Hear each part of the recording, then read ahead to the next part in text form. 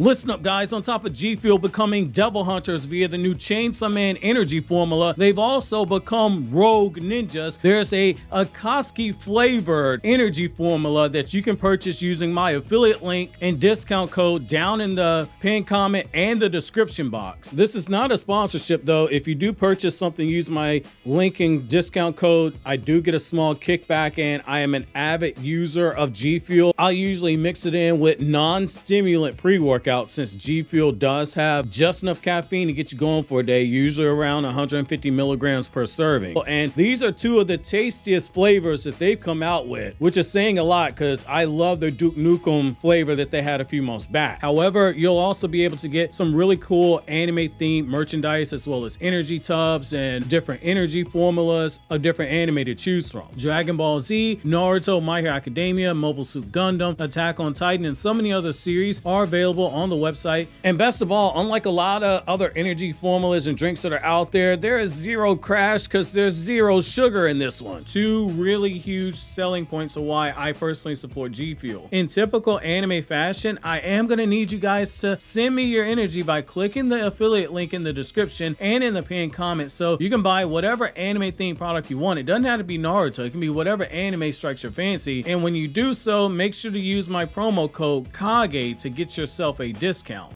Yo, what's going on, everybody? It's your boy Naruto Explain here, bringing you guys another Boruto 2 Blue Vortex discussion. Today, I want to talk to you guys about something that really concerns me after reading the responses on the Boruto 2 Blue Vortex Chapter 18 review, which the review will be down in the description box for those of you guys who have not seen it yet. But there are a lot of people who think that it is right to place the blame for the mission in the Land of Wind blowing up in the faces of everyone in the chapter solely, squarely on the shoulders of Sarada Uchiha, which, if you can't tell by now, I completely disagree with that hot take.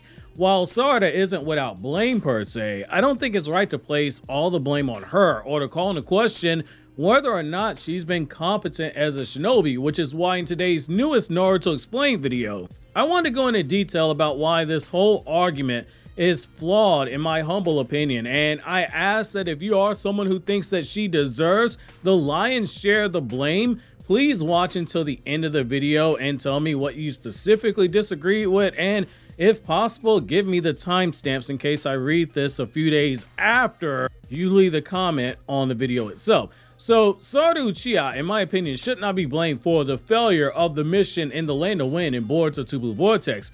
While some could argue that her internal thought that she had, which was, quote, "oh right, we did, didn't we," end quote, could have been seen as careless per se, this thought was internal and it played no role in Ryu's already heightened suspicion on the shinobi themselves. Instead, in my opinion, there are several key reasons why this mission has backfired that has nothing to do with Sarada's actions or, in this case, her thoughts. So let's break down the situation and why Sarada, in my opinion, again, my humble opinion, is not at fault. So Ryu was already super suspicious. Ryu's initial distrust of the Konoha and Sand Shinobi, it was established well before the mission was underway in terms of it blowing up in their face, despite Jura explicitly telling him to trust the shinobi, to treat them with respect. Ryu's suspicious nature and cautionary behavior, it was already evident, and as we saw with the whole situation with Code, he's extremely observant. He caught Code lacking a few chapters back. It's the same thing here.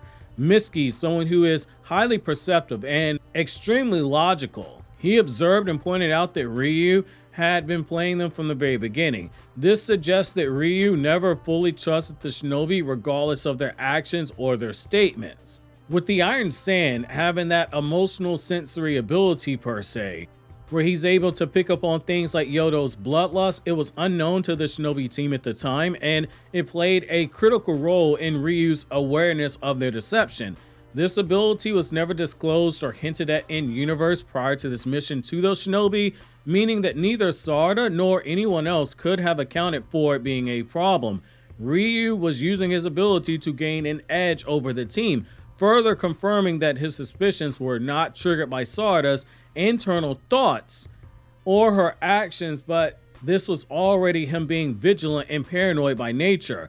Then when you add in Yodo's bloodlust and her aggression, That is the actual trigger for Ryu's aggression. He was sensing Yodo's bloodlust, not anything Sarada said or did. Yodo, in her eagerness to obtain the Thorn Soul Bulb and save Shinki, allowed her emotions to cloud her judgment, with Ryu detecting that through his iron sand. Sarada, in contrast, used established shinobi tactics, using half-truths and deception, which, as we're told in Naruto Part 1, a ninja must learn to see through deception in order to navigate the conversation, showing restraint and professionalism if we're being honest. There was a fumble, but it wasn't her that fumbled here. Not like Konohamaru, who missed this opportunity to tell Matsuri, hey, it wasn't necessarily that I was thinking about Moegi, but if you want to call me Konohamaru-chan, then you need to call me Daddy first. Konohamaru fumbled because he got no riz. Let that have been Asuma or the third Hokage. They would have had Matsuri doing more than just blushing and everything.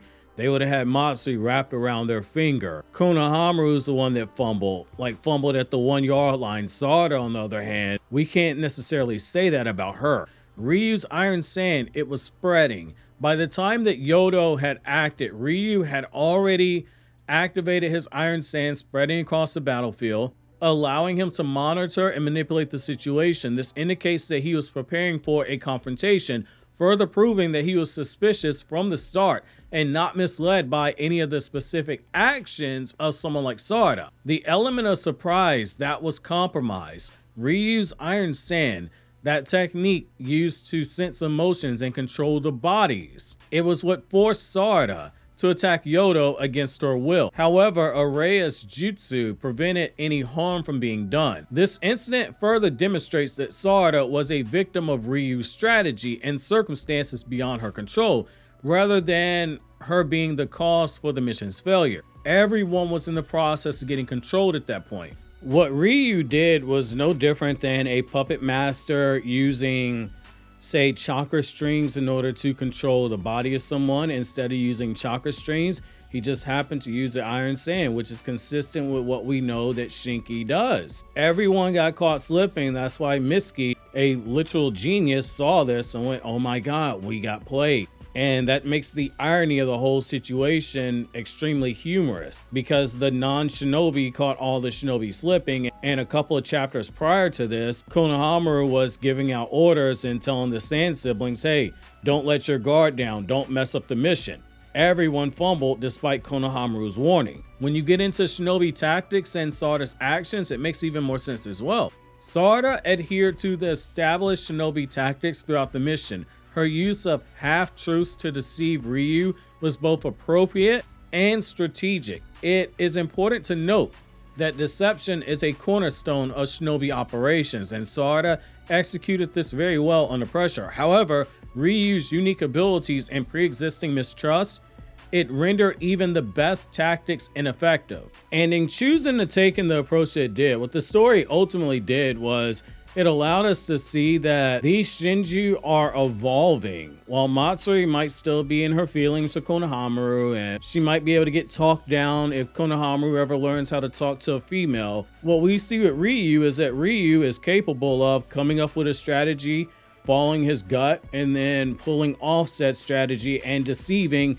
shinobi who are taught from the academy era see through deception. And it's something that the story's been pounding into our head over and over. Get their trust and betray them. And that's exactly what Ryu did. Ryu's distrust of Sarada and the team was evident from the start. His hostility was not a result of Sarada's actions, but rather an inherent skepticism that he had from the outset. And he was already someone who was planning to kill the shinobi as it was. He was just looking for an excuse because Jura told him not to harm them. Ryu was basically that guy that's saying like, hey, I don't know all the details, but I know that these folks, they ganged up on Hidari. Hidari is one of my elders. So as far as I'm concerned, these shinobi, they ops right now. When I see him, it's on sight. His mistrust extended to all the shinobi present. He's skeptical of shinobi, as evident by his immediate reaction to Yodo's bloodlust and his preemptive spreading of the iron sand.